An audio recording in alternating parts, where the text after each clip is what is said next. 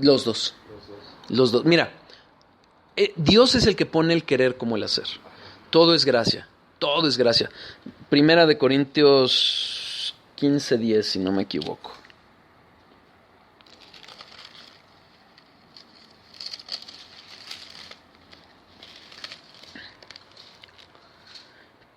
Pero por la gracia de Dios soy lo que soy, y su gracia no ha sido en vano para conmigo. Antes he trabajado más que todos ellos, pero no yo, sino la gracia de Dios conmigo. Finalmente, es la gracia. No podemos gloriarnos nosotros de que yo me esforcé y por eso le conozco más. No, porque aún el esfuerzo, aún el hambre de Dios, perdón, el hambre y la sed de Dios, viene de Él. ¿Cómo opera? Yo lo que he visto es, realmente no hay forma tan certera, por lo menos a mi entender ahorita, entre la gracia y el esfuerzo. Es difícil, está en la Biblia, están los dos, pero es la gracia la que nos lleva. Si Dios está poniendo ese saber que necesitamos más, pidámoselos. Y Él pondrá el querer como el hacer. Y cuando lo haya puesto, y nos hayamos postrado, y nos hayamos esforzado por estudiar, demos gracias y gloria a Dios, porque fue su gracia, no fuimos nosotros. ¿Ok? Vale, 1 Corintios 3:1, perdón. 3:1 y 2. ¿Sí vamos bien? ¿Alguna duda más? ¿No? Ok. De manera que yo, hermanos, no pude hablaros como a espirituales, sino como a carnales, como a niños en Cristo. Os di a beber leche y no vianda, porque aún no erais capaces, ni sois capaces todavía. Leche y carne. ¿Se refiere a que una parte de la Biblia es más profunda que otra? No. Una misma palabra, un mismo versículo puede ser leche y carne a la vez. ¿Qué nos ha pasado en esta congregación de sana doctrina? Nos hablan de verdad con una profundidad, pero que todos salimos alimentados. Algunos con leche porque ese es el nivel de crecimiento, otros salen con carne porque ya están más crecidos. Pero es la misma palabra la que nos alimenta. Es el mismo alimento, nada más que dependerá de nuestro crecimiento. Y ahí sabemos que es Dios obrando, que es Dios obrando. Toda la palabra es leche y carne a la vez. Depende de la profundidad con la que lo vayamos entendiendo. Por ejemplo, Juan 3:16, Dios amó mucho al mundo. La leche puede ser entender esa simple idea, que Dios amó al mundo. Y lo entiendes, y sabes que ama al mundo. Bueno, pero si ya vamos a más profundidad, esa misma palabra te va a hablar de entender, de discernir cuál es el carácter de Dios, cómo es ese amor de Dios, cómo trabaja ese amor de Dios, cómo se desarrolla ese carácter de Dios, cómo se define. Es una gran profundidad en ese concepto. Es el versículo más conocido, pero a la vez, muchas veces es el más desentendido. ¿Por qué? ¿Quién es el mundo, no? ¿O quién es el mundo? O sea, porque no es el mundo como tal. No son todos. No te ha llamado a todos y que te ha entregado por todos. O sea, se entregó por sus hijos. Exactamente. Por ejemplo, dice, no me acuerdo qué predicador hablaba justamente de eso. Dice, bueno, es que hay muchos que dicen mundo, es todos, es para todos. Oye, de todos los significados que tiene cosmos, Juan solo habla de todo el mundo en una parte de su evangelio, y tú quieres aplicarlo para este. No, hay que entenderlo, hay que entender esa profundidad. Y cuando uno entiende esa profundidad, vamos a ir entendiendo poco más las doctrinas de la gracia, cómo opera Dios, cuál es su verdadero carácter, qué implicaciones tiene ese amor. Porque, por ejemplo, ese amor, todos lo ven un amor de, Dios, por ejemplo, un conocimiento demasiado superficial y erróneo. Jesucristo murió porque tú valías esa cruz. No es cierto. Es la justicia de Dios que tuvo que ser satisfecha por lo que has pecado, por el pecado que hay en tu vida. Es muy diferente Un entendimiento muy superficial a verdaderamente entender que ese acto de justicia, de amor, es a la vez un acto de justicia. Entonces, esa misma palabra nos va a llevar a diferentes profundidades. Una simple verdad se profundiza y uno va entendiendo más y más y más de la palabra. Necesitamos alimento, sea carne, sea leche. Dependerá también muchas veces de la aptitud y de la receptividad de la gente. Insisto, ese mismo versículo ha sido usado para tergiversar y para formar sectas. Pero, finalmente, para los hijos de Dios, que somos aptos por la gracia de Dios, nos lleva a un conocimiento real, a veces superficial porque no hemos crecido lo suficiente, pero a veces profundo. Y hay maestros que Dios ha levantado para llevarnos a ese conocimiento. ¿De acuerdo? Colosenses 2:6.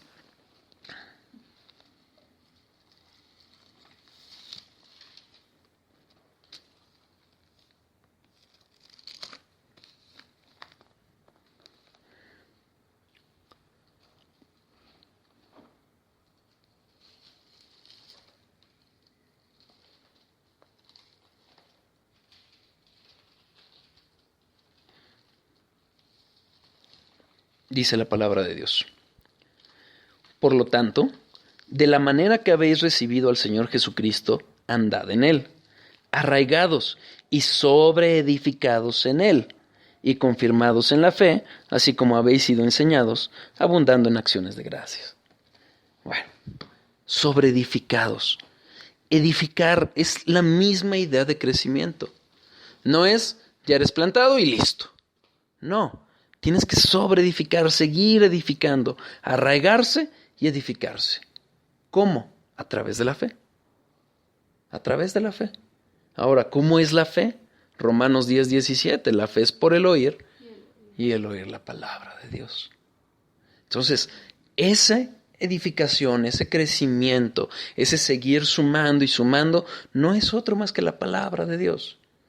Por eso somos tan enfáticos en la sana doctrina, en buscar sana doctrina, porque si no, corremos el riesgo de vivir engañados y creer que fuimos plantados y nunca lo fuimos. ¿De acuerdo?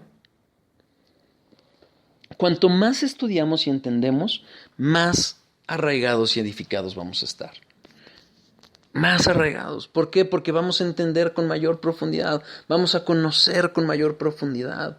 Los problemas se vendrán, eso nunca dejará de pasar, pero vamos a seguir edificando. Dios va a seguir llevándonos más y más. Primera de Juan 1:1. ¿1:1?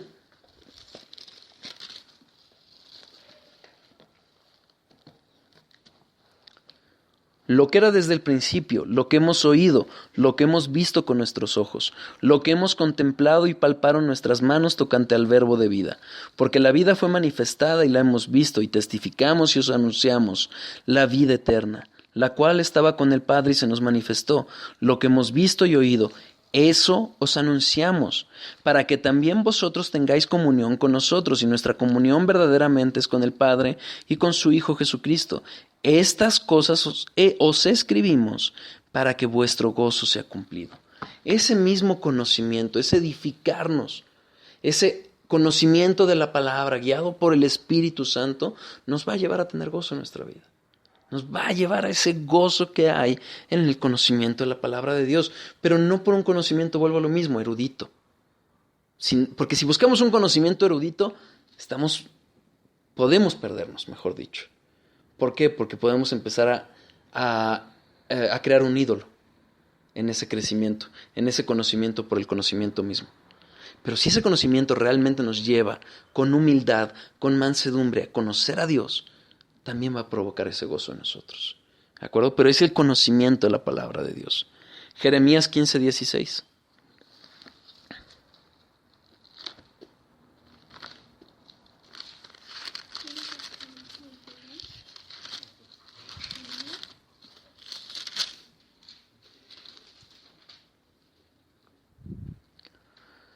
Fueron halladas tus palabras y yo las comí y tu palabra me fue por gozo y por alegría de mi corazón, porque tu nombre se invocó sobre mí, oh Jehová de los ejércitos. Nuevamente, palabra, comer, es un alimento, y ese alimento provoca gozo y alegría.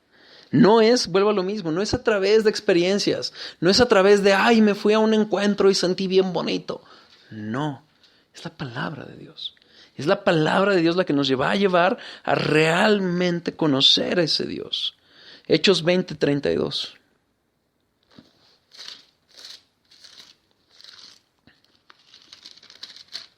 Órale. ¿Qué? Pues nunca pensé que dijera eso.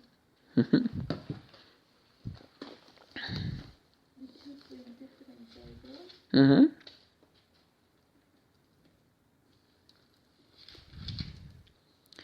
Y ahora, hermanos, os encomiendo a Dios y a la palabra de su gracia, que tiene poder para sobreedificaros y daros herencia con todos los santificados. Es la palabra la que nos lleva, porque es el Espíritu Santo, recuerda, quien la inspiró. Es Dios mismo, es palabra salida de Dios.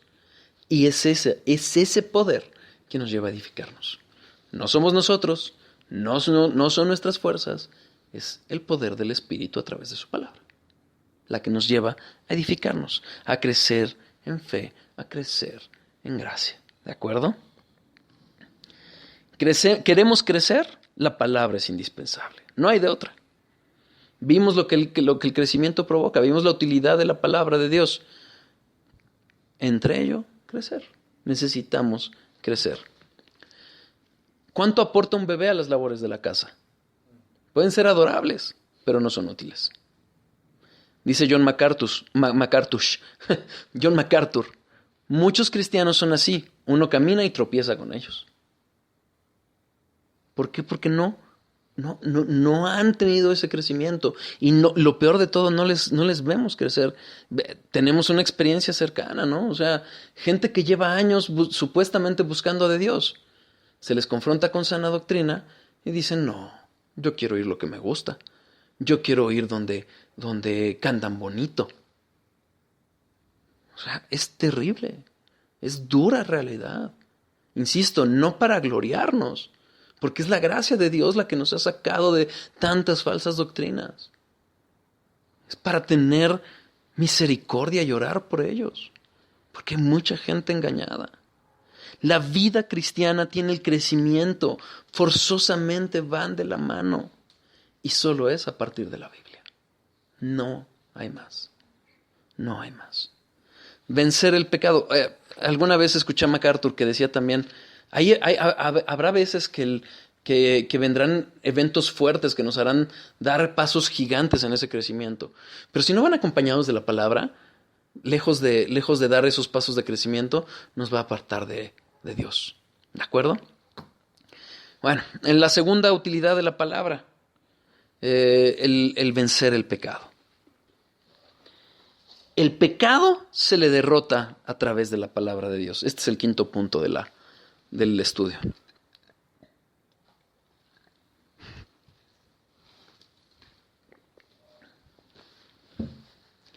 El quinto punto del estudio, vencer el pecado.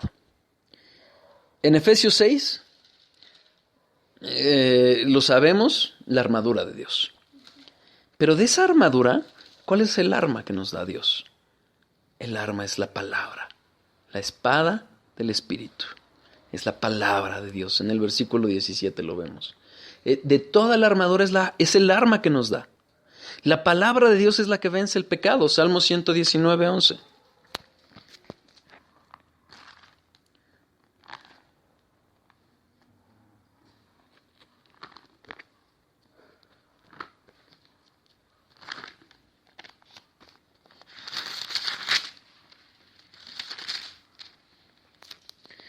En mi corazón he guardado tus dichos para no pecar contra ti.